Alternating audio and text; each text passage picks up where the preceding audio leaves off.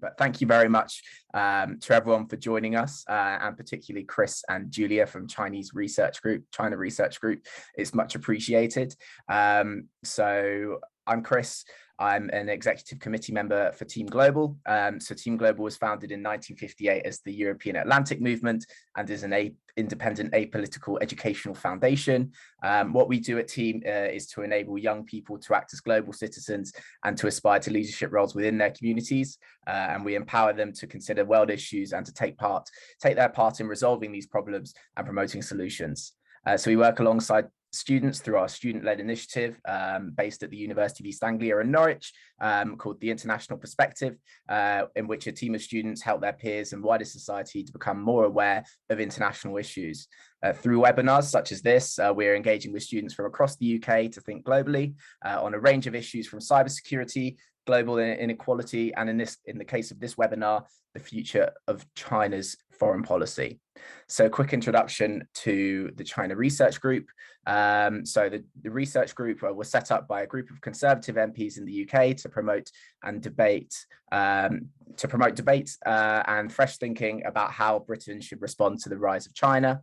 The group looks to consider the longer-term challenges and opportunities associated with the rise of China and its industrial and diplomatic policies, which include everything from their industrial policy, technological futures, foreign policy, and the research group aims to promote understanding, leading to a fresh thinking about issues raised by China, and to provide a trustworthy source of news and informed knowledge on these issues. So quick introduction to our two guests, Julia and Chris. So Julia is the Director of Research and joined the research group in September 2020 after graduating from the University of Oxford with a focus on the politics of Asia.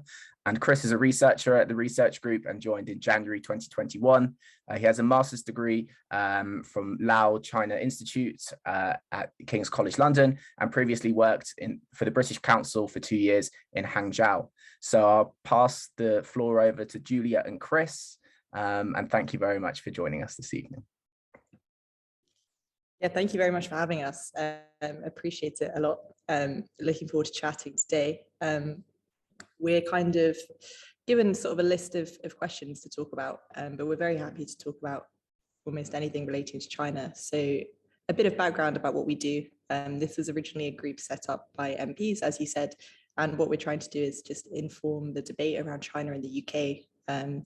So for those of you that follow the UK's foreign policy, after Brexit, we kind of began an Indo-Pacific tilt, which is really sometimes feels like the context for some of what's going on, as well as the domestic issues which China faced with Hong Kong. And that really feels like it drove a shift in the UK's relationship. And what we try and do is we monitor that shift, and we look at what's driving changes in the UK's foreign policy. And we look at areas where we think things are going on in China that the UK should be aware of. So Chris can give you a little bit more of an overview about our key research areas, and then we can touch on the questions which you sent across before.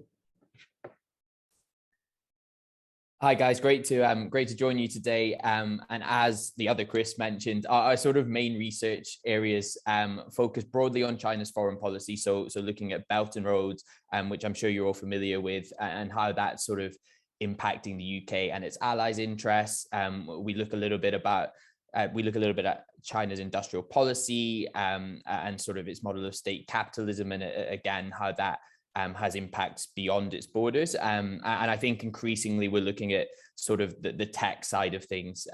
Obviously, this is a sector that's growing in importance globally, and we're perhaps moving towards a scenario where tech becomes increasingly bifurcated. And from a kind of UK policy making perspective, it's understanding the risks and opportunities around that, and setting policy accordingly. So yeah, happy to sort of answer any of your questions later in the session. But yeah, I think we've got some set questions that we're going to crack on with first. So I think the first question was about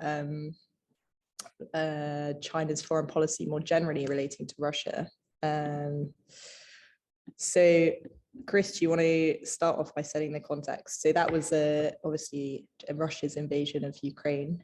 has been, the main issue for the UK and Europe in the past 3 months, but even longer than that, for the past 6 months, really. And I think that has been something in the UK, or here at least it feels in Westminster, which has been a chance to, as well as reevaluate European security, think more seriously about the role that China plays in relation to Russia, and therefore in relation to our security too. So, Chris, do you want to give in some further thoughts? Yeah, sure. China's foreign policy, a nice sort of light topic to get started with, right? No, obviously it's a very timely discussion at the moment with the invasion of Ukraine. As Julia said, it's sort of colored almost everything that we've done for the last 3 months. So I guess if I sort of speak for 5-10 minutes, try not to bore you all, a bit about China's foreign policy broadly and its relationship with Russia and how it sort of handled the Ukraine crisis so far, I think. So the first thing that I was sort of taught when understanding China's foreign policy is that you need to look at it through the lens of regime stability and the CCP, the Chinese Communist Party's political legitimacy. And that's always going to be the main driver of its foreign policy. So everything that I sort of say from here on in, just keep that in the sort of background. So with Russia's invasion of Ukraine, I think the biggest mistake that China made was when it signed a sort of no-limit strategic partnership with Russia at the Winter Olympics just before the invasion of Ukraine, I think a matter of days. And this really backed China into a diplomatic corner, and optics-wise over in this part of the world hasn't played well. The big question is whether sort of Xi Jinping knew that this invasion was going to happen. The New York Times has actually done a really sort of big investigation on it, which suggests that he did know. If I was sort of guessing, I would say that I can't imagine it wasn't discussed between Putin and Xi. But I think Xi assumed and was probably given assurances by Putin that it would be a quick invasion, a rapid operation, and that would be a sort of positive outcome for China. I think it's clear that the current predicament does not suit China. It has economic and strategic Belt and Road interests in Ukraine. I think it leapfrogged Russia to become Ukraine's biggest single trading partner a couple of years ago. And Ukraine was also seen as a sort of important gateway to the EU through its free trade agreement. And more symbolically, I think Russia's invasion has united the sort of democratic world and its populations in becoming increasingly skeptical of authoritarian regimes. And for that, you can read Russia and China and their motives, which is something I'll sort of come back to. But overall, I think it's not been a good thing for China, which likes global stability. And China sees itself as more of a sort of status quo bender, I think, rather than a destroyer, which Russia might be more of. So in terms of what China has actually done since invasion broke out, I think personally it's pie in the sky stuff to expect China to be a mediator in this conflict, as has been suggested in some corners. I think China finds foreign policy quite difficult in general because there are a lot of uncontrollables, and Beijing finds that difficult to deal with. Internationally, I think its initial strategy was one of sort of straddling, so maintaining a strategic partnership with Russia, defending the sort of idea of territorial integrity, and minimizing its exposure to Western sanctions. And that initial straddling has evolved a little bit into sort of differentiated approach, where it differentiates between its domestic propaganda, its international messaging, and sort of symbolic actions. But overall, definitely rhetorically, it's painted a picture of solidarity with Russia. Beijing has refused to criticize Russia explicitly, and Xi Jinping has refused to, or is yet to call President Zelensky. And you've had a sort of narrative of China's foreign minister, Wang Yi, criticizing the US and NATO for ignoring Russia's security concerns. But at the same time, China's also stopped short of meaningfully supporting Russia. So not providing military support, and some of its sort of big state-backed firms have paused projects in Russia. So Beijing has clearly signaled from this perspective that it's not willing to run afoul of Western economic sanctions, I think. An interesting part of Beijing's strategy around the invasion has been its diplomacy in Europe, where China, I think, to sort of strip it down, China's always found the EU as a quite difficult bloc to deal with as a foreign policy actor. China would much prefer to do foreign policy as it does in other parts of the world in a sort of bilateral transactional manner, but the EU sees itself as a values actor too. And China actually, I think, understands the US better in this respect as a sort of realist, great power policy, if you like.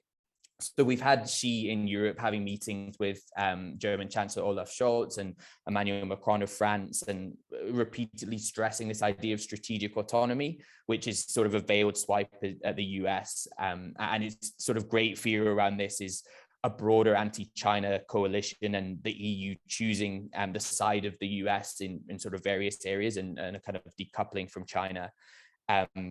But actually, a lot of these diplomatic overtures have fallen on deaf ears, I think, in Europe. China's sort of failed to read the room, and we've actually seen sort of stronger cooperation. There was a US-EU Tech and Trade Council to met this weekend, and there's been more talks of this idea of a NATO for trade, whereby blocks of sort of allies would deal with China's economic coercion in unison, and we've sort of seen examples of that economic coercion within the EU itself with Lithuania. So that sort of European diplomacy aspect, I think, is worth bearing in mind. I think what is often overlooked is the global South, which is where China's diplomatic messaging post-invasion, I think, has found a sort of more willing audience. As soon as the invasion happened, Foreign Minister Wang Yi embarked on this diplomatic blitz. I think initially went to Zambia, Algeria, Tanzania, and then very quickly Pakistan and India.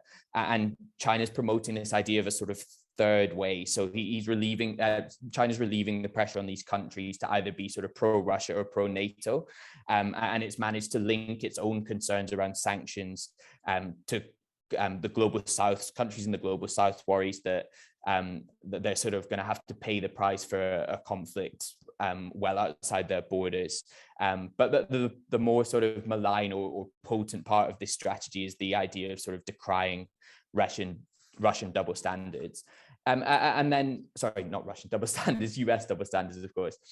And then the sort of last aspect of this before I hand back over is the domestic narrative, which again, I think is probably underplayed in Western media, but also quite interesting and important to engage with. So domestically, you're seeing a lot of Russian narratives being amplified by state-run media and on Chinese social media. And the sort of two main narratives that you're seeing are that NATO is the aggressor, a sort of expansionist power responsible for the war. I think there was a US State Department report last week which showed that tweets by Chinese diplomats to this effect have increased tenfold since the invasion of Ukraine. And then, as I just mentioned, there's this idea of whataboutism. So, what about the US wars, citing Iraq, Afghanistan, Libya? And China's continued to be clever around its wording, so using terms like special operation instead of invasion. And there's a really good book by a guy called Peter Martin who says that whenever you see a sort of tweet or article from a Chinese diplomat, you need to consider that its first, second, and third audience will always be Chinese domestic audiences, which I find super interesting. There's been a bit more sort of high profile dissent recently within China. So Gao Yusheng, who is a former ambassador to Ukraine, has said that this is a massive strategic mistake from Russia, essentially. And then Yan Shuitong, who's one of the sort of leading foreign policy analysts at Tsinghua University and has a big influence on government, has said that the war is going to reverse this process of globalization, which China has benefited from. The other big sort of elephant in the room is around Taiwan, which we sort of might get into later, I guess, but I've rambled on for enough, so I'll hand back over. But basically, Chinese foreign policy is this kind of complex patchwork of actors and interests, so it's very difficult to sort of give clean answers and outcomes. I hope I've been able to sort of articulate that somewhat. Yeah, thanks, Chris. Much better job than I can do. The other thing which was mentioned was Belt and Road. So that also is, I think the best way to understand it is a kind of marketing term for a very real concept, but a very real concept which is much more fragmented than you might otherwise think. So, I mean, broadly, Belt and Road was meant to be this sort of dream of creating like a new Silk Road, but basically investing in infrastructure and trade deals initially in China's regional area, but increasingly across the rest of the world. And there's a very good book called China Shakes the World by James King, which he wrote in 2006. And that's essentially, as China's economic power increased and it looked to overseas trade and overseas investment deals as a way to kind of rebalance some of its foreign exchange resources. That's essentially, we saw that begin in the wake of the recession in 2008 and really peaked in 2014 and 2015, which is also when kind of UK-China relations also peaked. But there are a couple of things I want to talk to, which I think are quite interesting to flag around that. So the first is that initially this was all infrastructure investment. So this is what people associated with Chinese investment across the world, which was, bridges, roads, the $1 billion bridge in Montenegro, the famous railway in Africa, in Kenya. And these are the kind of high profile things. But that infrastructure investment has really tailed off in the past couple of years, partly because of COVID, and partly because the Chinese government asked its sort of state-owned companies to stop buying up ridiculous acquisitions like property and to stop spending so much money on projects which basically were white elephants that didn't work out. So we've seen a drop-off in infrastructure investment in terms of physical infrastructure, like roads and bridges, and we've seen an increase in digital investment. So this is what Chris and I think is very interesting, that you're seeing much more investment in like tech, so like cloud services. So for example, kitting out like African governments with technology solutions, building in Serbia smart cities or safe cities, as Huawei would call it. So helping Serbian police in Belgrade with CCTV cameras. And that's the kind of bit which I think raises many more concerns, because building a bridge is one thing, right? But being responsible for building the kind of surveillance infrastructure of a country or a government is a very different thing. And it's one that has much more risk of strategic dependence or espionage. So that's why we think there's a very interesting era now where if you have digital China, the risks are much more multifaceted and much harder to control than, for example, a bridge or a train line. The other thing which I think is worth flagging is that in 2014 or 15, Chinese kind of basically as part of Belt and Road, Chinese government said we're going to sign as many MOUs, so memorandum of understandings, as we can with countries all over the world, right? So I think they got to about 150, really high proportion of countries. But the key part was that there's very rarely security language in those MOUs. So a lot of these deals didn't really include anything to do with military or security. And that's one of the big kind of Western fears, would be increasing Chinese military presence outside of its sort of immediate regional area. But there was a Solomon Islands, I don't know if people would have seen it, signed a security deal with China about a month ago, which was initially secret. So it's one of the big problems with Belt and Road is there's very little transparency. There are a lot of work is now being done to track those deals. But that Solomon Islands deal was very interesting because it included language around the Chinese side being able to provide police or military backing in case of emergency for the Solomon Islands or in case it needed backup. And it's kind of flown a bit under the radar here, but in Australia and New Zealand, I think, was it Kevin Rudd called it the biggest foreign policy disaster of the last decade for the Australians. It's seen as a huge, huge issue because kind of for the first time, China's taking a serious kind of non-economic presence in a Pacific island. And Pacific islands are very strategic for a number of reasons, which I'm not going to get into. So Belt and Road was initially understood as kind of this like debt trap diplomacy thing, but I don't think that's quite the right way to understand it. I think it's much more fragmented. I think it's increasingly less about physical infrastructure, more about digital. And there's this security element, which people are very concerned about. So I would rather, go into questions instead of Chris and I rambling on for too long. And I don't know, Chris, how you want to play it. Do you want to ask questions. We can take them from Q&A. What do you reckon? Yeah, no, I think that's a good plan to do. And I've noticed that we've got a couple questions coming in, and myself, I've got a few that have mentioned. I suppose we can go off sort of Anthony's first initial question.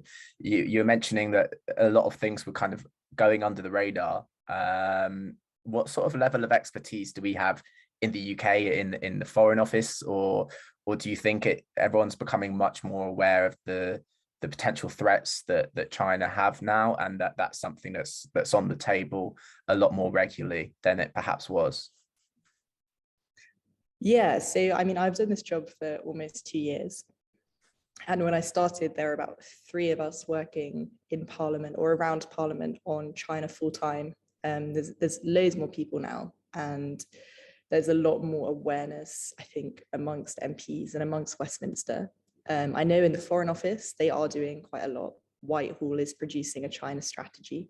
So that's looking at improving China capabilities within the civil service.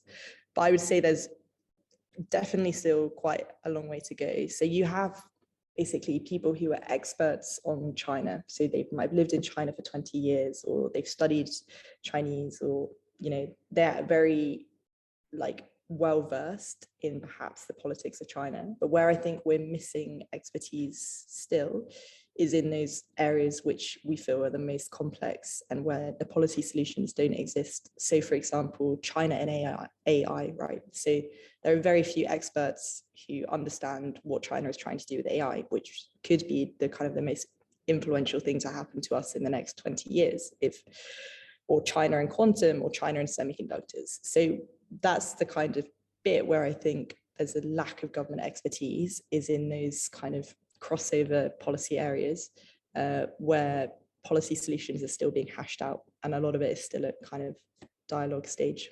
Do you think that's fair, Chris? Yeah, I would just add to that. I mean, you could take it in a lot of directions, but I think it's natural that we have more expertise in dealing with our close neighbors, right? In terms of dealing with Europe, that's just something that's going to happen in government and sort of across Parliament. What I would add is that there's some really good research on China going on in academic institutions within the UK, and one of sort of our big task ahead is to be able to feed that through into policy making, so we get better informed China policy. The one sort of caveat I would add to that is doing research in China, and that space is unfortunately closing, which is something we can sort of get into a bit later, because it's a much sort of wider problem. But yeah, I think hearing from sort of new voices who, as Julia mentioned, are doing sort of sector specific stuff is really where we need to go with China policy. Brilliant, thank you. And kind of moving on from that, in terms of that investment in tech, in AI, in semiconductors, I know the EU have just passed their CHIPS Act, and it's becoming a really important thing for strategic autonomy, as we were talking about earlier. I noticed that you've recently done a briefing on the new water fab, sort of silicon and compound semiconductor foundry in Wales, and so I wanted to perhaps pick your brains on that. I suppose it's something that not too many people know, that the UK actually are aiming to produce our own semiconductors. No, Anthony touched upon Taiwan, who are famously the sort of the main producers of semiconductors around the globe. And so in this briefing, just to update the audience, it was bought by a Chinese-owned firm in 2021 in July, and on the 1st of April 2022, the government said no decisions have been made on its national security review of the takeover. Obviously, with the way that things are going, with the digital transformation that we're undergoing, this, in my opinion, not being an expert or anything, but is a huge issue. Perhaps you could go into a bit more detail on that, Julia or Chris. Yeah, I'm happy to jump in, because we've been working on this for about a year. So yeah, Newport Wafer Fab is the UK's largest semiconductor wafer foundry. So it makes like silicon wafers, which is what you then make the chip from. It's not very big at all. So largest, it kind of reflects the UK semiconductor industry, that our largest wafer fab produces like 8,000 a week, which is not very many at all. It's like 0.0001% of global supply. So that production of those kind of wafers is very much dominated by Taiwan. But the UK does specialize in semiconductor design. So you might have heard of a company called ARM, which is probably the world's leading chip designer. So almost every mobile phone you use will have an ARM chip in it. So that was bought by SoftBank in 2017. There's also Imagination Technologies, which is similar, a chip designer. So we don't do much semiconductor manufacturing, which is the kind of context. So that's why you might argue, well, it's not that strategically valuable because, well, it's quite small and we don't do much of it anyway. But what Newport Wafer Fab does is two things which we think are kind of interesting and mean that you should think twice about letting it be bought up by a sort of systemic competitor. The first is that it makes compound semiconductors, which are like a new type of semiconductor. And again, I won't get too technical, but they're much better at managing kind of situations of high heat or pressure. So like if you have an electric vehicle, it will have hundreds of compound semiconductors in it. So those will become increasingly important. And Newport Wafer Fab was kind of leading in the production of those in the UK. And the second reason is that if something were to happen, if there was some kind of mass semiconductor disruption, losing control of our only sort of reasonably big fabrication plant for semiconductors probably looks like a bad idea, right? So like you saw with PPE, when the pandemic hit and there was a global shortage of PPE, there were a couple of things that the UK had domestic manufacturing capacity for, and those things we found much easier to scale up, whereas things that we had very little existing manufacturing capacity is a bit of a disaster. So things like masks and gowns. So for that reason, it's kind of a question of like economic security because semiconductors now are so important. So we've kind of argued it definitely warrants a second look, but the government has been a little bit slow to respond. We're due a decision in the next month. But I think this is one of the areas where the UK's position on China has changed so much. So in 2017, it sold off this massive chip designer to a company called Canyon Bridge, which was a venture capital firm. And it basically emerged about a year or two later that was actually owned, if you peeled back all the layers, by China's State Council. So that's one of the top decision-making bodies in the Chinese Communist Party. And sort of turned around, and I mean, if you'd looked at it originally, I think you would have worked that out. But kind of 2 years later, the kind of China Reform Holding Group, which actually was the kind of beneficial owner of Canyon Bridge, which was originally looked like a venture capital firm in the US, but then it moved to Cayman Islands, and classic kind of international, slightly sketchy ownership layers, tried to put some of its people on the board of Imagination Technologies. And the whole thing was a disaster. Government had to intervene and tell them not to do it. But that was reflective of a very outdated attitude to strategic acquisitions. So kind of the UK's historic attitude has been just, we're very open to foreign investment. You can buy essentially whatever you would like, as long as you are investing in our country, because we have a very open economy. But I think there's been a bit of a reevaluation, and definitely since the last 2 years since I've been here, saying that actually in some strategic sectors, we should think twice about who owns our companies. And this is why I think Newport Wafer Fab is a pretty good example of that. If you think about it, it's probably not a good idea to sell our biggest remaining semiconductor foundry to a Chinese owner. I think that's fair, Chris. Yeah, I would just sort of add to that. As Julia mentioned, the debate has shifted on. So we've decided we don't want China or Chinese companies to play any sort of dominant role in critical national infrastructure. And we saw this play out with Huawei and 5G network, and also with our nuclear power stations. And the government is trying to end Chinese involvement in them. The debate now is what are strategically important sectors, right? And we've been trying to make the case that this part of semiconductor manufacturing is strategically important, if not at the sort of cutting edge of semiconductor technology. I would say on semiconductors more broadly, it's been a sort of case of misaligned incentives, I think. So developed nations have tended to do the design, right, the value added stuff, because you sort of reap the profits that way, whereas China, which has been the workshop of the world, has done a lot of the manufacturing, and the Chinese government has funneled a lot of resources and support into the manufacturing side of things. And now we're sort of waking up to the fact that actually that makes us strategically dependent on China. Brilliant. Thank you, Julie and Chris, on that. And I think we're sort of moving on to Anthony's second question in terms of Taiwan. Obviously, that's a long-going issue that has been there since, well, it seems like the dawn of time. And sort of he mentions how he understands that, you know, China's expanding its navy, and sort of an invasion seems like it's coming closer and closer every single day. He asks, when can we expect a move against Taiwan? And perhaps if not when, are we still at a stage where it's an if? Yeah, it's the golden question, and I'm probably going to disappoint with my answer. I'm not sort of in the habit of crystal ball gazing and making predictions. What I can sort of say is that this is Xi Jinping's defining policy, right?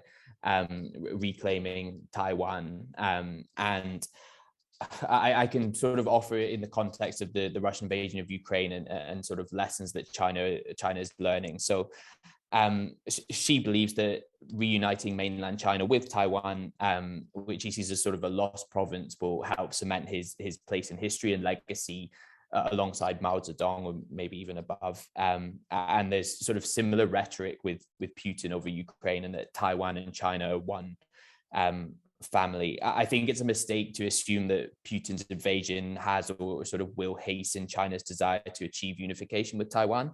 It's always there. You know, living in China, it is always there.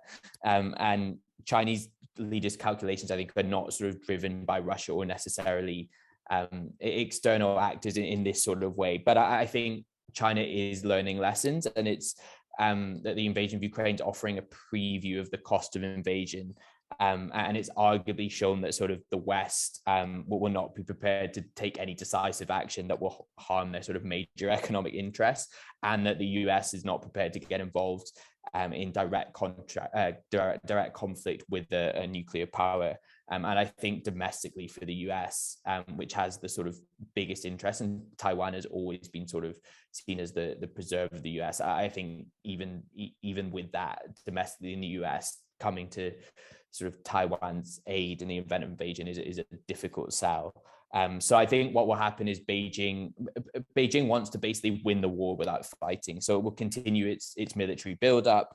I think they were really surprised that Russia didn't get this decisive victory. So the People's Liberation Army, China's army, will consider this, will continue this process of modernization it's been undergoing. I think economically, you'll see this acceleration of its dual circulation strategy, which is basically the idea that China's promoting its exports while simultaneously encouraging stronger domestic demand in industry, so reducing dependence on other countries. But I still think that China's muddling through problems like how to sort of detach itself from SWIFT or wean itself off dollar-denominated payments. So China, I think, still does around 90% of its trade and investment deals in the dollar. So that's a big problem for Beijing. And then I think on the Taiwanese side, again, there are sort of people who can probably speak a bit better on this than me, but Taiwan is also learning lessons in terms of how to defend itself. And logistically, it would be a lot more difficult for China to launch an amphibious invasion of Taiwan than it is for Russia to sort of invade Ukraine. And we've seen the problems that Putin's run into there. And I think there's also the sort of mass media coverage and sympathy that it's created in Ukraine. Taiwan has a sort of flourishing media ecosystem, and any sort of Chinese move on Taiwan would be beamed around the world, and China does care about its international image. So maybe not the sort of, again, clean answer that you were looking for, but those are the sort of competing tensions that I see. It's very difficult to put any sort of definitive timeline on it. Brilliant. Julie, did you want to hop in, or shall I move on to the next question? Let me move on. Chris has got Taiwan covered. Brilliant. So I suppose kind of moving back, we were talking about the shortage of PPE and the impact that COVID perhaps had on the foreign policy of China with both Europe and the UK. Kiko asks what impact that might have had on the relationship, and also sort of into more detail whether there was more appetite for Chinese investment following sort of the 2008 financial crisis, or do you think as we kind of move forward with European sort of autonomy and strategy, the strategic compass and things like the global gateway, do you think China's being discouraged in this investment? Do you want to kick off with a couple of thoughts, Chris? Sorry, my internet kicked. I missed the second part of that question. My internet cut out. No. You crack on, and I'll offer any insights. Is Chinese investment being discouraged in Europe? I think in strategic industries, yes. And I think you're seeing all kind of developed countries take a more serious approach to accepting Chinese investment in critical infrastructure. So, for example, nuclear in the UK is a good example. So in 2015, the UK signed a deal with China to negotiate 3 nuclear power projects, so Hinkley Point, Bradwell and Sizewell, with CGN taking a stake in all 3, and hopefully CGN was going to build its own nuclear reactor in Bradwell in Essex. After a couple of years, I think it kind of became clear that it wouldn't be acceptable to have a Chinese-built nuclear reactor on UK sort of territory. So we're now in the process of unwinding CGN's stake in Sizewell, and I'm not sure what will happen to Bradwell, but I strongly doubt CGN will have a stake or be building it. So I think critical national infrastructure for a lot of European countries and for the US and some of like Australia and New Zealand is a bit of a red line in terms of Chinese investment and Chinese technology. I think beyond that, the EU seems quite keen to be very open to Chinese investment in non-strategic areas. So for example, in property or in things like manufacturing, it's very keen to accept investment.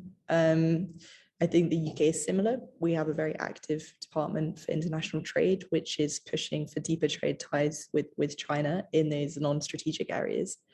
The US is much more complex because its politics on China is more bipartisan and more driven by sort of Congress and more prone to sort of blacklisting companies. And I think that makes it trickier for a lot of investment. But at the same time, if you look at trade, so import and export of goods and services, it's ticking up and up in almost all countries. So you kind of have to disaggregate when you're looking at the overall picture of Chinese investment. I think that is the key. But yeah, we're basically seeing a shift away from strategic sectors and a shift away from acquisitions towards sort of more like greenfield investment, I think is another one. So a lot of countries have introduced those foreign investment screening regimes like the UK. I think another good example of accepting investment is in rare earths. So if you are following green energy, things like solar panels, electric vehicles, and wind turbines are all built using rare earths like lithium, critical minerals, so like cobalt, neodymium, and those are like predominantly mined in China. At the moment, China like dominates it to an unbelievable degree, like 80%.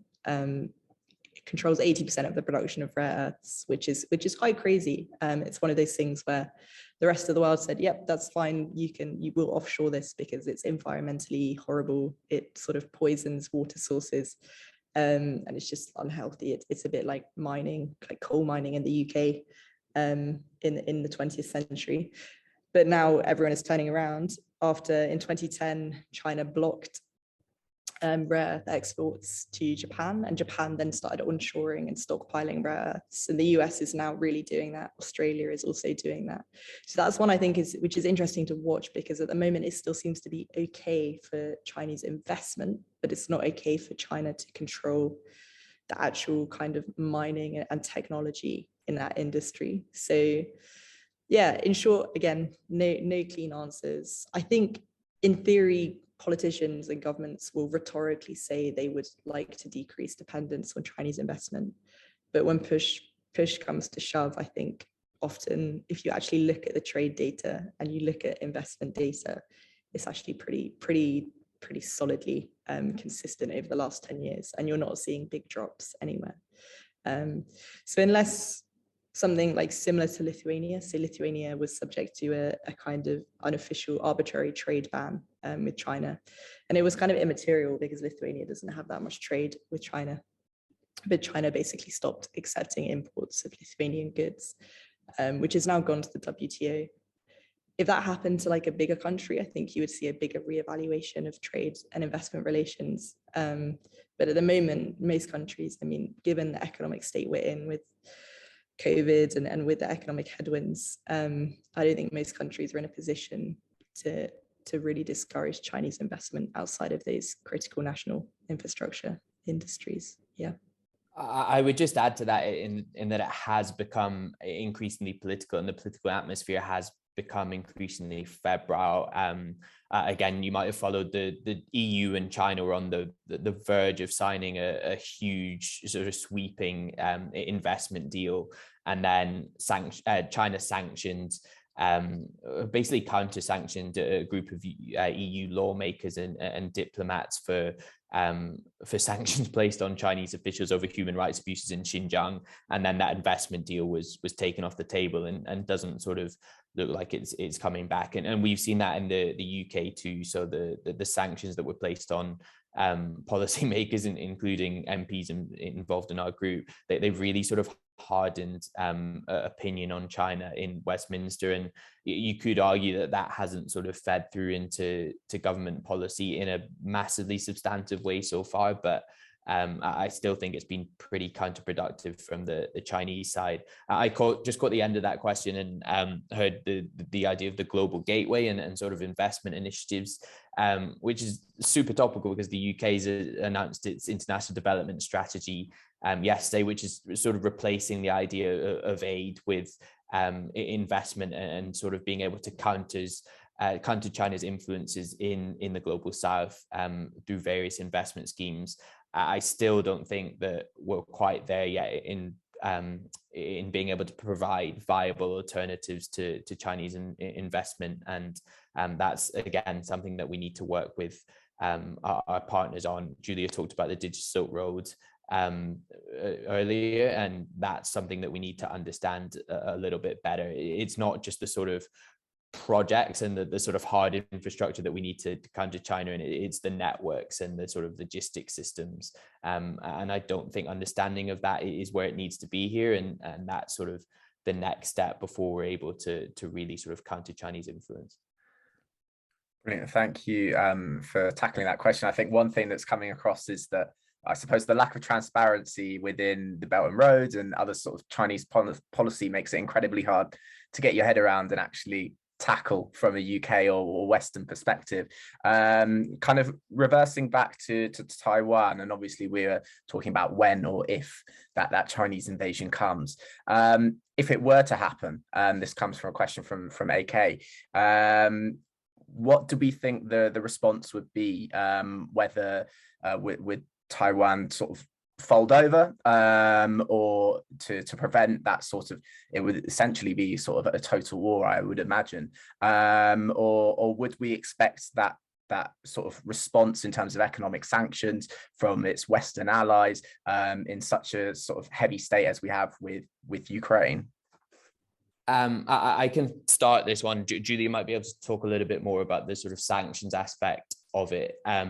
Again, we're sort of speculating here, so please don't hold me to rights for anything I say. But basically, my experience in Taiwan, so I was in Taiwan a couple of years ago, and obviously curious about how they were sort of positioning themselves around mainland China and how that relationship worked. And it was in the sort of the heat of the Hong Kong protests, which was a really interesting time to be there too. And I got a sort of general feeling of apathy around it, or just there was a lack of sort of people didn't believe that there was any imminent threat being posed by mainland China.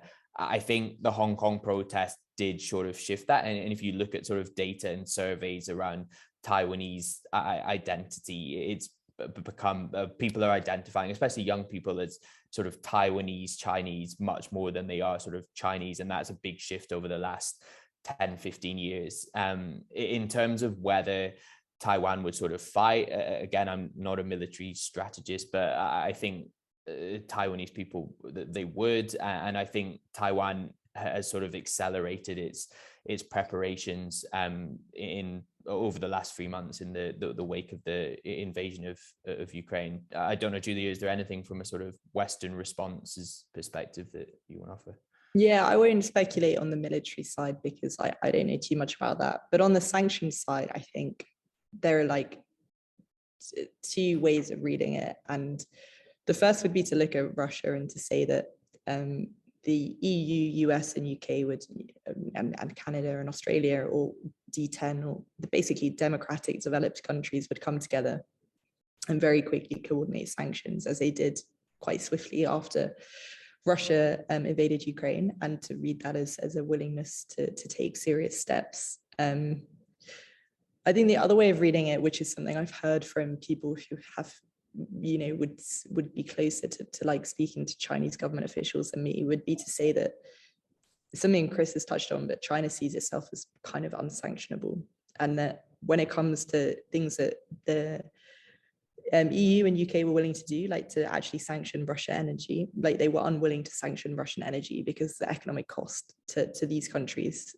to Europe and to the US, would have been too high, or not to the US, but definitely to Europe.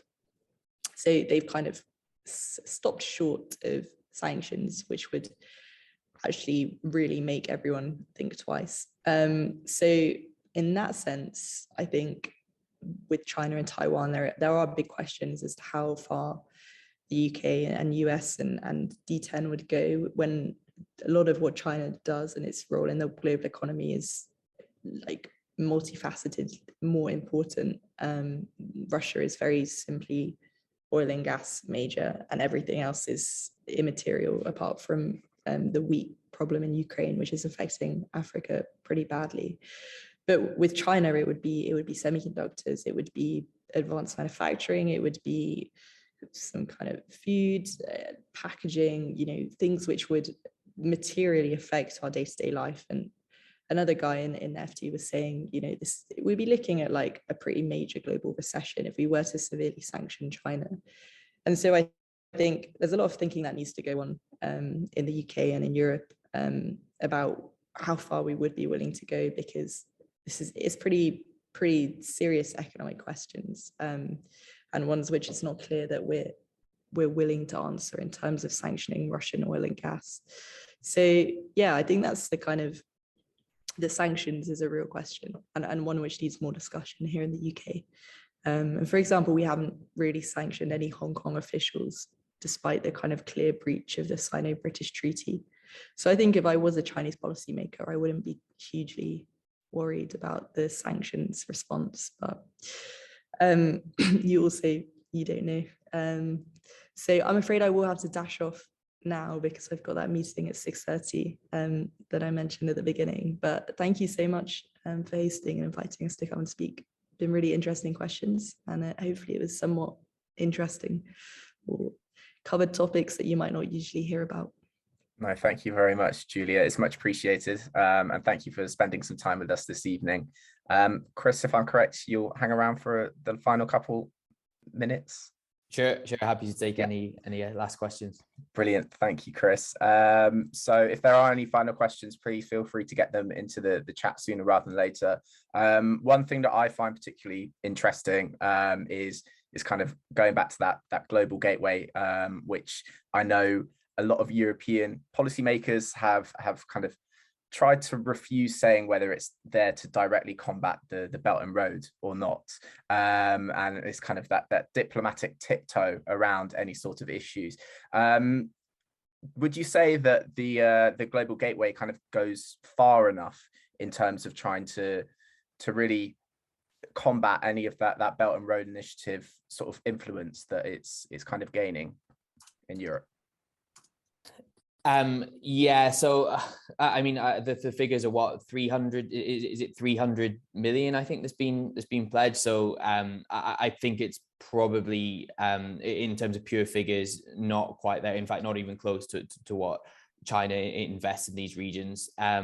What I would say is that China has a massive advantage in its model of state capitalism and the way that it's able to basically enable its sort of tech champions, for example, to grow domestically and leverage its huge market, and then they're sort of able to outcompete competitors when they go abroad, basically. And you're seeing that all over the world with sort of building 5G systems, AI, e-commerce, all of these sort of aspects. I don't think that it will work the same way with the UK and EU, and also I think with the EU, and this is a sort of common problem with EU foreign policy, and that there's going to be different incentives, right? So Germany will have very different economic drivers to, say, Lithuania or Italy, and from a China perspective, they all have very different ties with China, and China sort of likes as much as it can to deal with them separately, and that could sort of come to a head in the global south as well.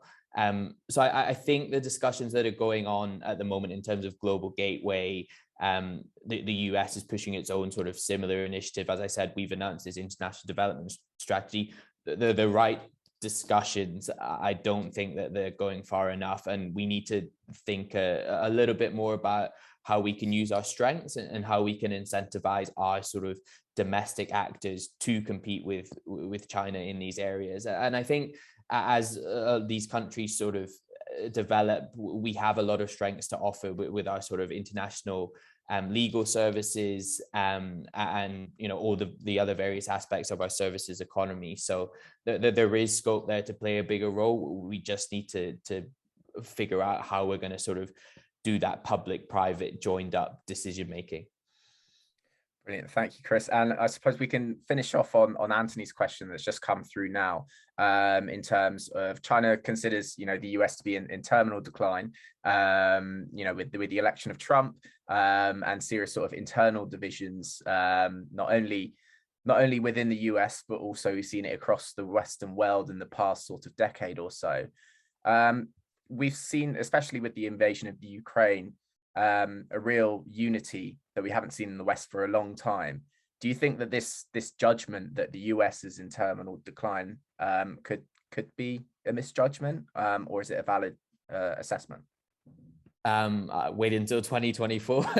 No, I'm not sure. I'm being slightly flippant. I think the unity has been impressive since the invasion of Ukraine, but again, has it substantively gone far enough yet? Have European countries, has the UK, have the US been willing to sort of sanction where it really hurts them? And I think China will take that away from that. Anthony's completely right in Xi's prognosis that the West is sort of in terminal decline, and there's good reason to think that when you see the sort of direction of travel for democracy, it hasn't looked too rosy. But as I mentioned in the answer to your previous question, even rhetorically, the US, EU, UK being able to speak off the same hymn sheet. And of course, we shouldn't forget sort of other major players, particularly in the sort of Asia Pacific region. So Japan, there's active dialogue talks in response to the Russian invasion. South Korea's got a new president, and we'll sort of wait and see his China policy. But I think there are sort of shoots of hope, but it feeds back to this idea of strategic dependence and being secure in our system so that we can then go out with confidence and approach our relationship with China. And the Foreign Secretary talks a lot about global Britain, and okay, it's a nice sort of catch-all tagline, but I think it is important in that every interaction that we do have with the outside world has to be rooted in our principles. And that doesn't mean sort of conditional loans or aid or trying to necessarily impose democracy on the countries that we're interacting with. It's just being very confident in our values. Otherwise, China points around and saying, look, these guys are prepared to abandon their values and be sort of just as transactional as we are. So shoots of encouragement in the sort of last few months from that perspective, but there's still a long way to go, and I think we need to add a sort of tinge of pragmatism to how we deal with the rest of the world too. Brilliant. Well, thank you very much, Chris. It's been a really fascinating insight into the world of China and what we can expect in the future.